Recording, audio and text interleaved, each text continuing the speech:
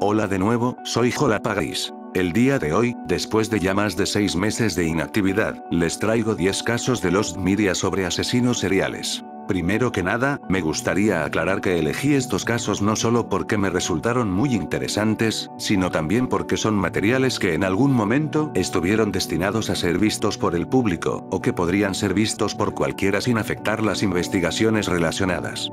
Aclaro esto porque he notado que en muchos vídeos, o en las mismas wikis sobre Lost Media NSFL, se incluyen grabaciones de cámaras de seguridad o vídeos hechos por los propios criminales en búsqueda de fama, ser reconocidos y temidos, narcisismo o por razones que solo ellos en sus retorcidas mentes entienden.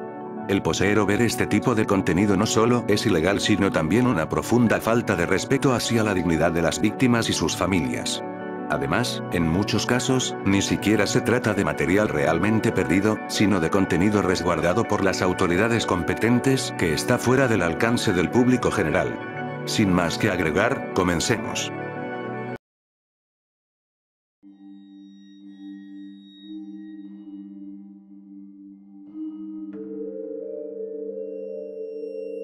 Dudo mucho que, a estas alturas, alguien no reconozca el nombre de Ed Gein. Aunque en su historial solo se confirmaron 2 asesinatos y, por tanto, no puede considerársele un asesino serial, su estatus, los numerosos relatos sobre su extraña relación con su madre, las confecciones que elaboró a partir de restos humanos y la influencia que su historia ha ejercido en la cultura popular, lo convirtieron en una de las figuras más asociadas al concepto de asesino serial.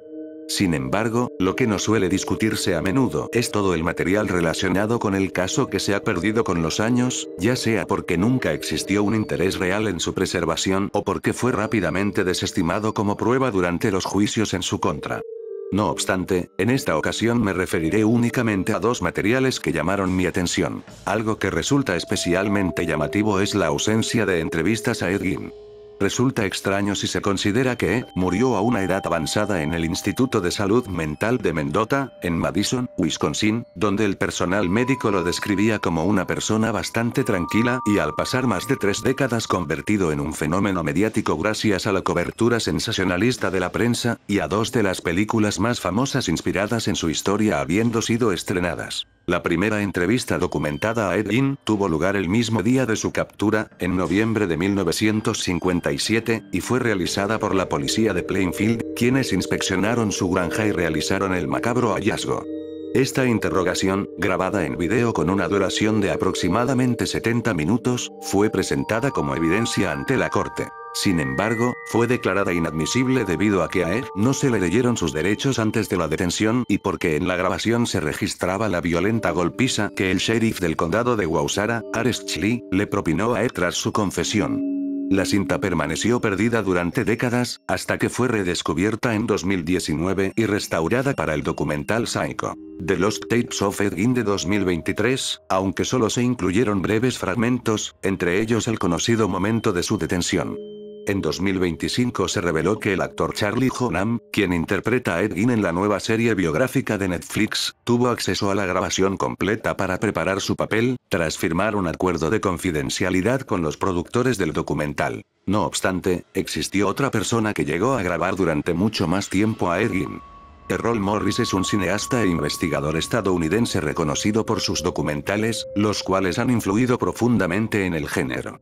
Su obra más conocida, La delgada línea azul, ayudó a liberar a Randall Dale Adams, un hombre condenado injustamente a muerte por el asesinato de un policía en Dallas, Texas.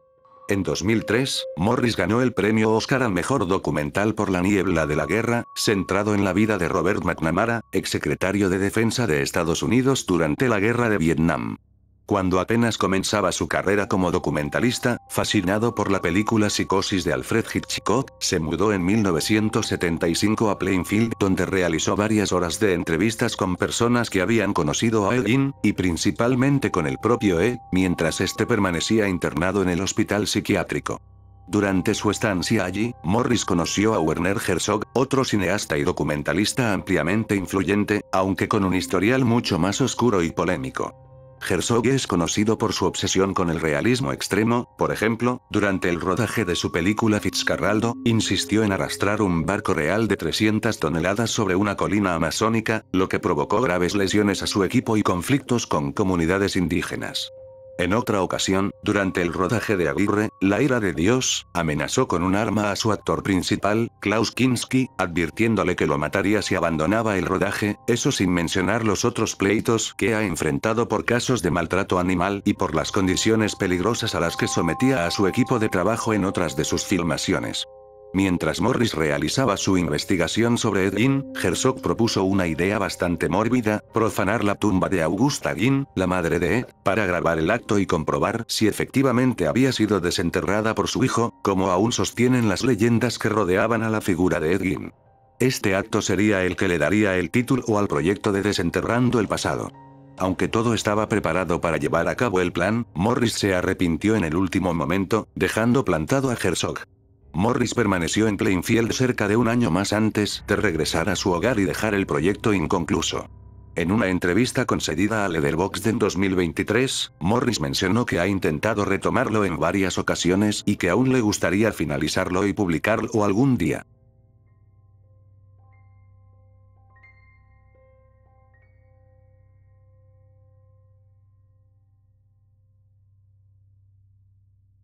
El trío de Springfield es el nombre con el que se conoce al crimen sin resolver de tres mujeres. Las amigas Susie Streeter, de 19 años, Stacy McCall, de 18, y la madre de Susie, Cheryl Levitt, una cosmetóloga de 47 años, quienes desaparecieron misteriosamente el 7 de junio de 1992 en la ciudad de Springfield, Missouri. La noche anterior, Susie y Stacy habían celebrado su graduación de la Kickapoo High School, a la cual también asistió Cheryl. Después de la ceremonia, ambas se reunieron con amigos para festejar y asistieron a varias fiestas, incluyendo una en casa de su amiga Janelle Kirby. Tras la disolución de la última fiesta por parte de la policía, las chicas decidieron pasar la noche en casa de Levitt, con la intención de salir al día siguiente hacia un parque acuático. Sin embargo, desde ese momento, las tres mujeres desaparecieron sin dejar rastro. A la mañana siguiente, Kirby y su novio llegaron a la casa de Levitt para recoger a sus amigas, encontrando la puerta principal sin seguro, una lámpara del porche rota, al perro de la familia que se encontraba visiblemente nervioso. Kirby también respondió a dos llamadas telefónicas con comentarios sexuales obscenos desde el teléfono de la vivienda, algo que Susie había mencionado que le solía ocurrir con frecuencia desde que se mudó con su madre. En la habitación de Susie se hallaron varios objetos personales: toallas desmaquillantes usadas, un refresco a medio consumir, cigarrillos, joyas y cerca de $900 en efectivo. Poco después, Janice McCall, madre de Stacy, llegó a la casa y escuchó un mensaje extraño en el contestador automático. Al reproducirse, el aparato borró automáticamente la grabación, algo común en los modelos de máquinas contestadoras de la época. La policía dijo estar muy interesada en aquel mensaje y, de acuerdo a las declaraciones de Janice, consideró que podría haber contenido una pista clave, aunque no creían que estuviera relacionado con las llamadas obscenas recibidas anteriormente. Desafortunadamente, la escena del crimen fue contaminada cuando numerosas personas, entre amigos, familiares y curiosos, entraron y salieron de la casa antes de que llegaran los investigadores. Como resultado, la policía nunca logró encontrar una pista sólida sobre el paradero de las tres mujeres, quedando el mensaje borrado como la única posible prueba de lo que pudo haber ocurrido esa noche. Debido al impacto emocional, Janice McCall nunca pudo recordar con exactitud el contenido del mensaje. Las teorías de su contenido van desde quienes creen que pudo haber sido dejado por el responsable de la desaparición o un testigo clave, hasta otros que piensan que solo se trataba de un mensaje cotidiano, quizás de trabajo o de felicitación por la graduación de Susie. Sea cual fuera la verdad, ese mensaje perdido pudo haber sido la única pista capaz de resolver el caso del trío de Springfield, y su eliminación sigue siendo una de las mayores frustraciones de toda la investigación.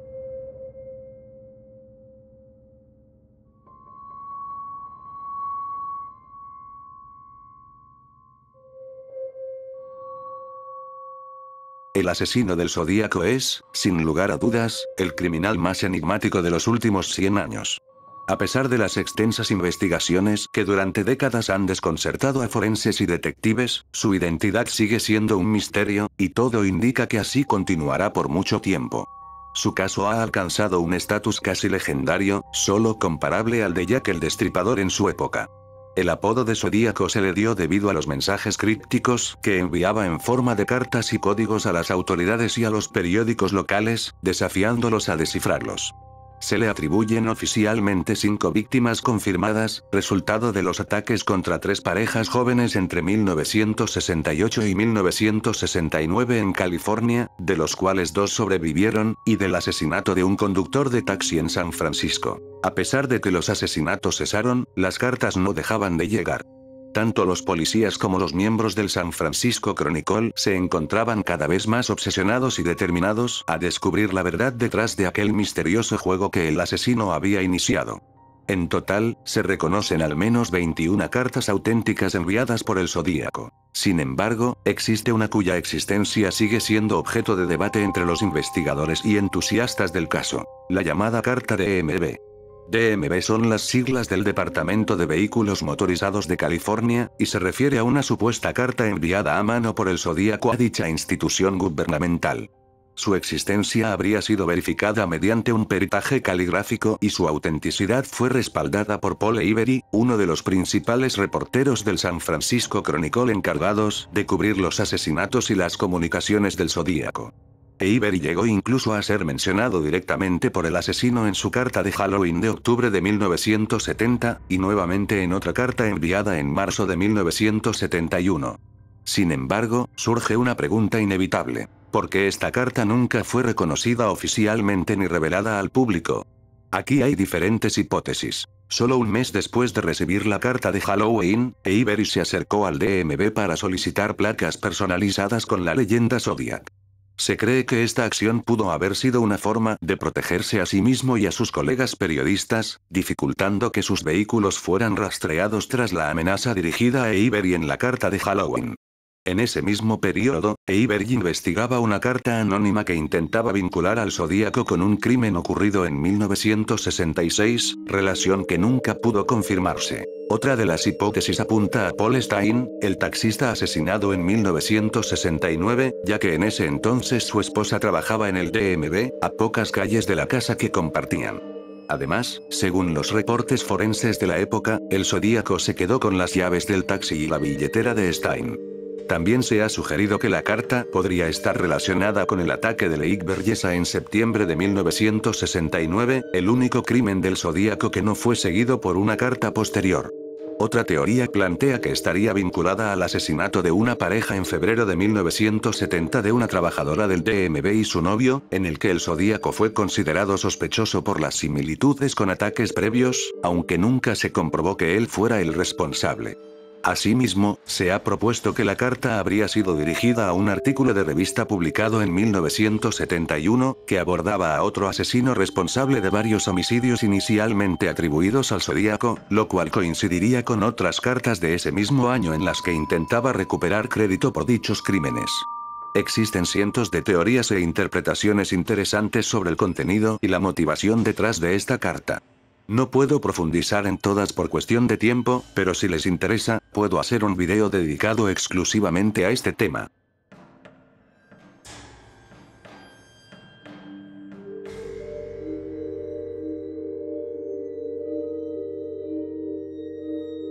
Joan Dennehy fue una asesina activa entre marzo y abril de 2013. Operó en la ciudad de Peterborough, en el condado de Cambridgeshire, Inglaterra.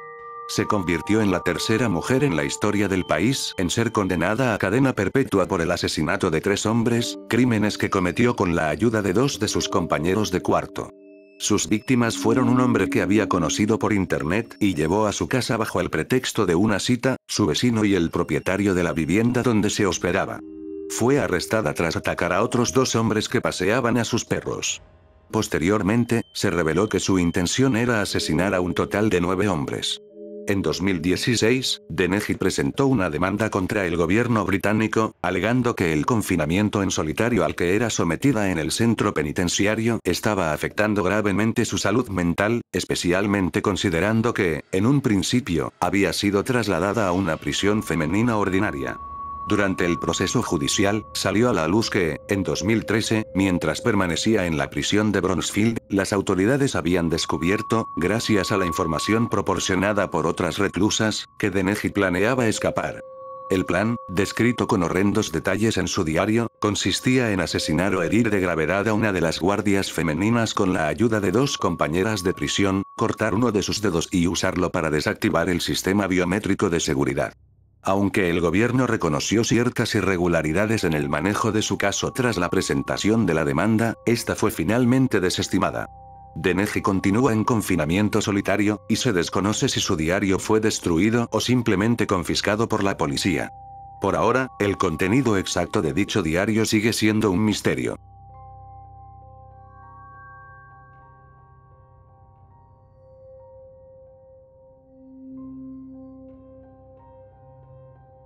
Edmund Kemper, conocido como el asesino de las colegialas, fue un asesino en serie activo entre 1972 y 1973.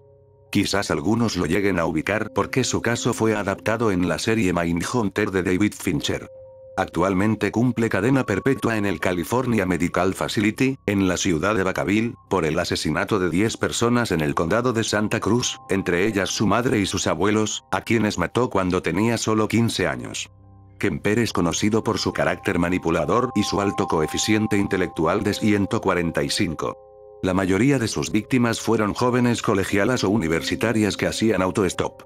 También cometió actos de extrema violencia y profanación con los cuerpos, ya se imaginarán de qué tipo.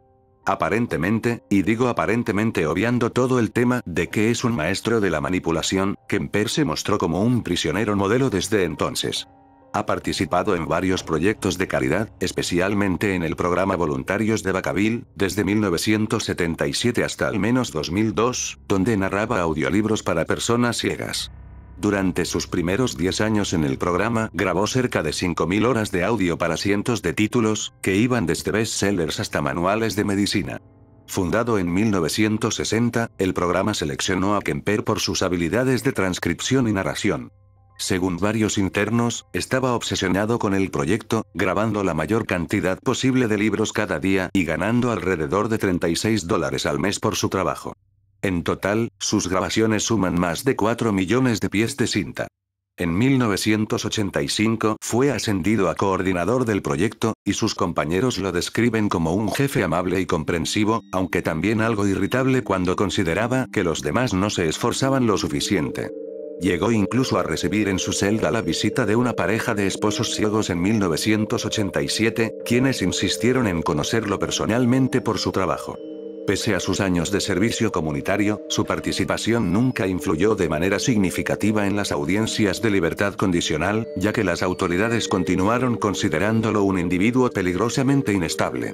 Kemper sufrió un derrame cerebral en 2015 que lo dejó en silla de ruedas y su imagen de prisionero ejemplar terminó de desmoronarse en 2022, cuando intentó agredir sexualmente a uno de sus compañeros. De todos los audiolibros que grabó, solo 17 llegaron a venderse a través de la página web de los voluntarios de Vacaville hasta 2015.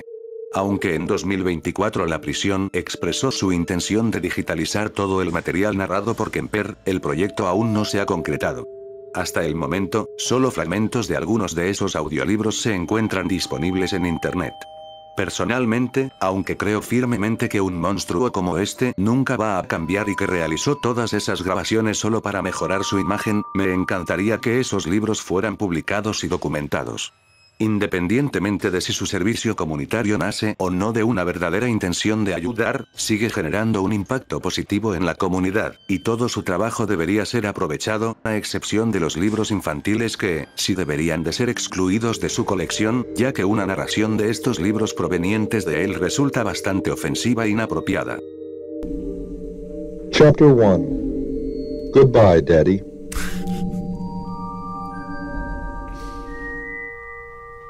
Truly, when I was very young, way back in the 50s, I believed all of life would be like one long and perfect summer day. After all, it did start out that way. There's not much I can say about our earliest childhood except that it was very good, and for that I should be everlastingly grateful. We weren't rich, we weren't poor. If we lacked some necessity, I couldn't name it. If we had luxuries, I couldn't name those either, without comparing what we had to what others had, and nobody had more or less in our middle-class neighborhood.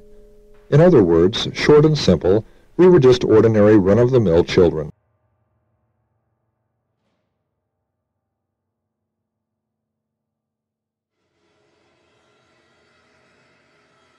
Truman Capote fue uno de los escritores más talentosos y excéntricos del siglo XX.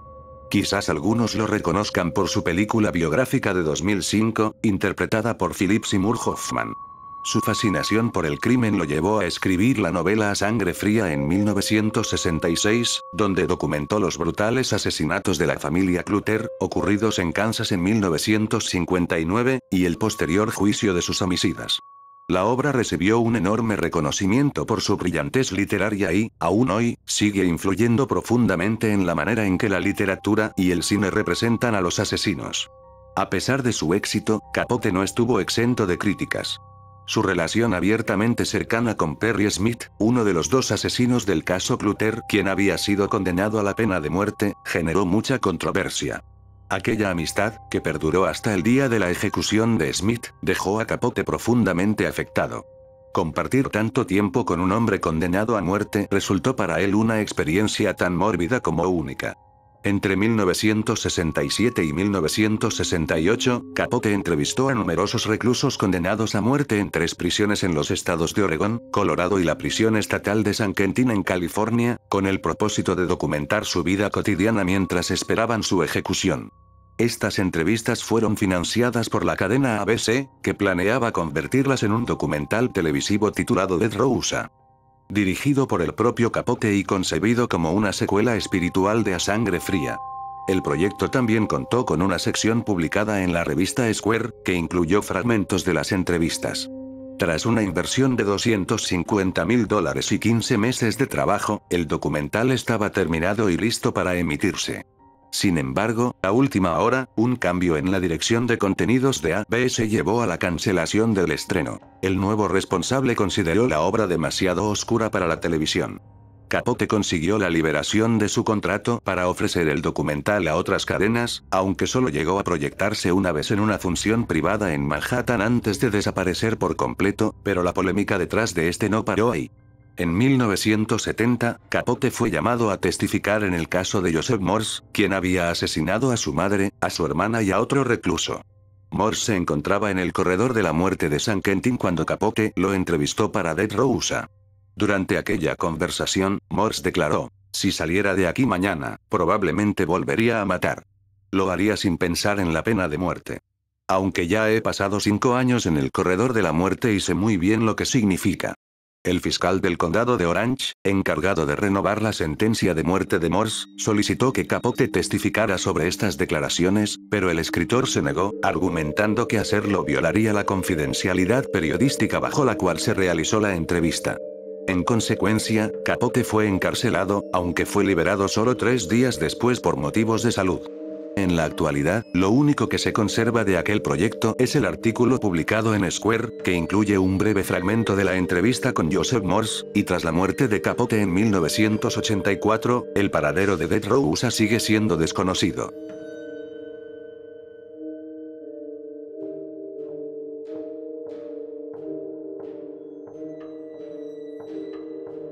Los narcosatánicos eran un culto y grupo criminal que secuestraba, torturaba y asesinaba personas como parte de sus operaciones de narcotráfico en la frontera con Estados Unidos.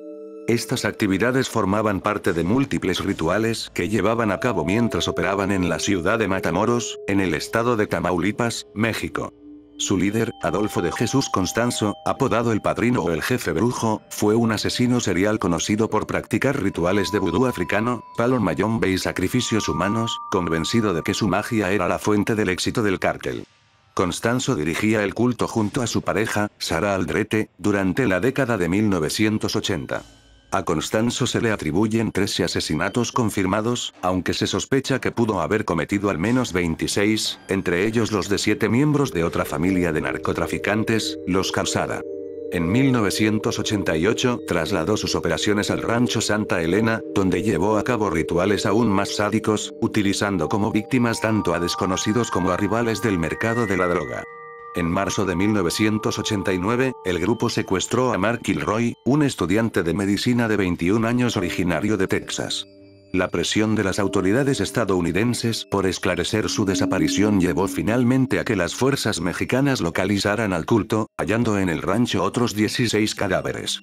Las escenas del terrible hallazgo fueron transmitidas por televisión durante la inspección del rancho, ya que el caso se había convertido en un asunto de interés internacional. Sin embargo, gran parte de ese material audiovisual se encuentra perdido en la actualidad. Además, existe otro contenido relacionado con el caso que también se considera perdido y que ha sido aún menos comentado a lo largo de los años. 2 semanas después del descubrimiento y la exhumación de los cuerpos, la policía mexicana regresó al rancho acompañada de un curandero, con el fin de purificar la choza. El curandero ingresó a la vivienda, recitó algunas plegarias, espolvoreó sal sobre el suelo y concluyó haciendo la señal de la cruz. Posteriormente, los agentes rociaron gasolina alrededor de la cabaña y le prendieron fuego, con todas las pertenencias personales de Constanzo y los demás miembros del grupo aún en su interior. Esperaron hasta que todo se redujera a cenizas mientras arrojaban bolsas con polvo blanco a las llamas, colocando luego una cruz de madera sobre el lugar, en lo que describieron como un ritual de purificación. Todo el proceso fue documentado y transmitido por un noticiero local, aparentemente con la intención de provocar la ira de Constanzo y así llamar su atención. Aunque el gobierno mexicano nunca ofreció una explicación oficial, personas cercanas a la investigación que presenciaron el incendio afirmaron que el acto tuvo una intención ritualista y sobrenatural, con algunos medios describiéndolo como un episodio que tomó las dimensiones de una guerra santa. El teniente Lieutenant Gavito, a cargo de la investigación, declaró que buscaban golpear a Constanzo justo donde más le dolía. 2 semanas después, el líder del culto fue finalmente localizado en un conjunto de apartamentos en Ciudad de México, donde se vio acorralado por la policía. Según los reportes, arrojó dinero por las ventanas mientras disparaba contra los agentes, cayendo muerto durante el intercambio de disparos.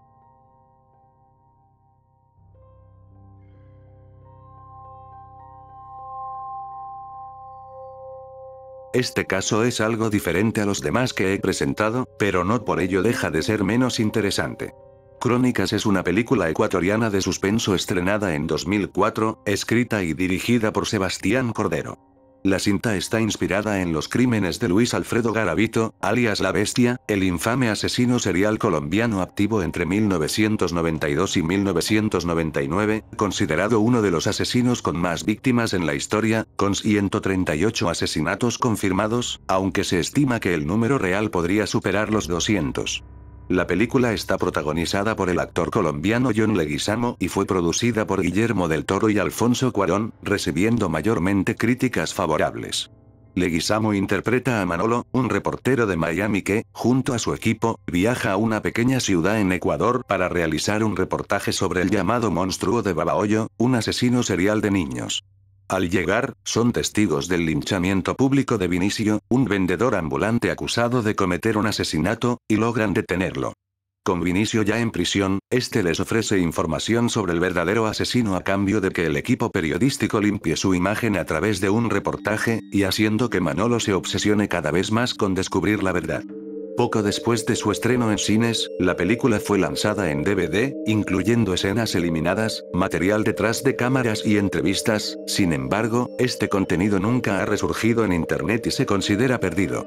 Lo más llamativo de esta edición es la existencia de un final alternativo, el cual fue promocionado en su momento como demasiado atrevido y perturbador para su proyección en cines, y que igualmente se encuentra perdido. Los detalles sobre este final provienen únicamente del libro Primer Borrador. Crónicas, publicado por Sebastián Cordero en 2022, algo curioso, tomando en cuenta que Cordero nunca ha vuelto a mencionar el tema en entrevistas o conversatorios. Según lo descrito en el libro, en este final alternativo Manolo y su equipo regresan a Miami tras completar el reportaje sobre la inocencia de Vinicio, cargando con la culpa al descubrir que Vinicio era en realidad el verdadero asesino. Después de escapar de la cárcel, Vinicio se despide de su hijastro antes de desaparecer. La película terminaría con una toma fija del lugar donde se esconde, mientras se escuchan sus respiraciones, dejando al espectador la duda de si abusó de su hijastro o simplemente revivía mentalmente sus crímenes pasados.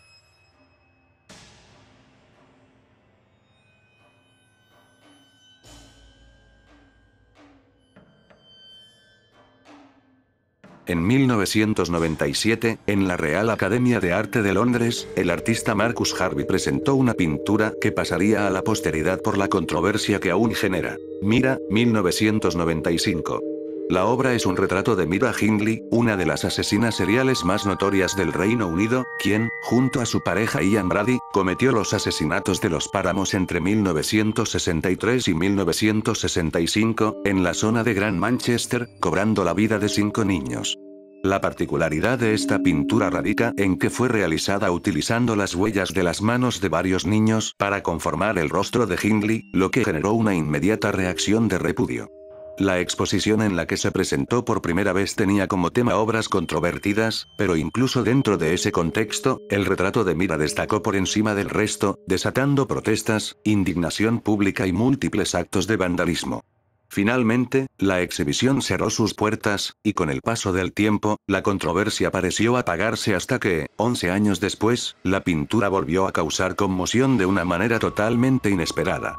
Durante la ceremonia de clausura de los Juegos Olímpicos de Beijing 2008, donde se entregaba oficialmente la antorcha olímpica para dar paso a Londres 2012, la organización turística Visit London presentó un video promocional destinado a resaltar lo mejor de la cultura londinense.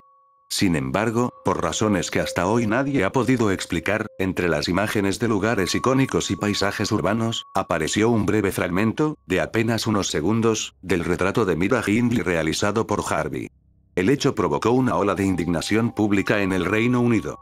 La Oficina de Turismo de Londres, Visit London, declaró que el video no estaba destinado a ser exhibido al público y que había sido utilizado internamente en ocasiones anteriores para promover el turismo británico, pero que, si el material resultaba ofensivo, sería retirado con efecto inmediato.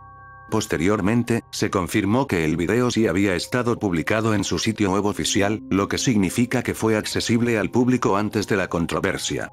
En la actualidad, el único registro conocido de este promocional proviene de un reportaje emitido por un canal de televisión chino, en el que se muestran fragmentos del video original en el fondo, incluyendo el momento en que aparece la infame pintura.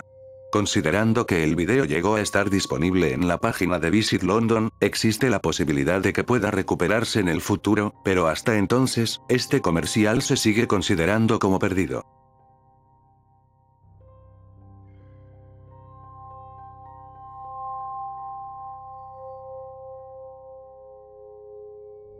Hugh Gainsworth fue un periodista y escritor estadounidense reconocido por haber cambiado el rumbo de varias de las investigaciones criminales más impactantes en la historia de Estados Unidos.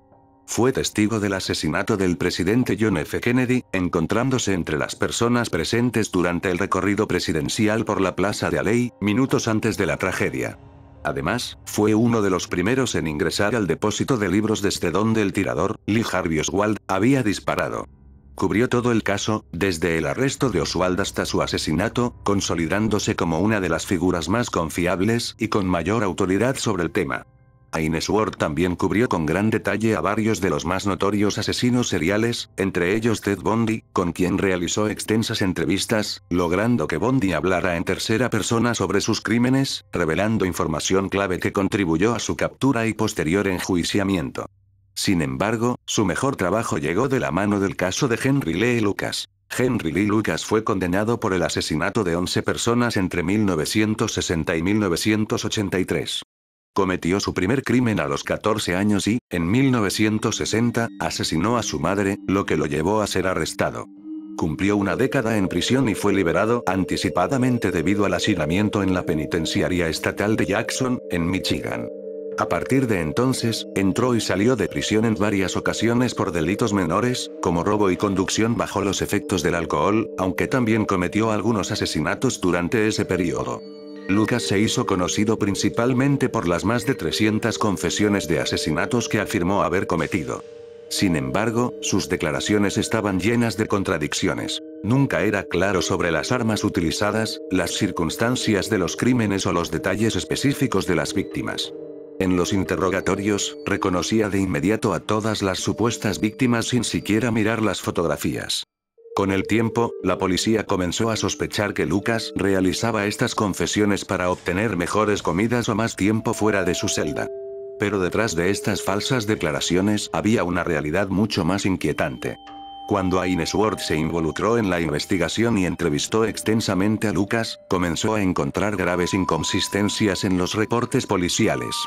A partir de estas evidencias, se elaboró una línea de tiempo detallada de todos los crímenes confesados por Lucas, lo que reveló que el cuerpo especial de la policía tejana, los Texas Rangers, lo estaban utilizando deliberadamente para cerrar cientos de casos sin pruebas reales.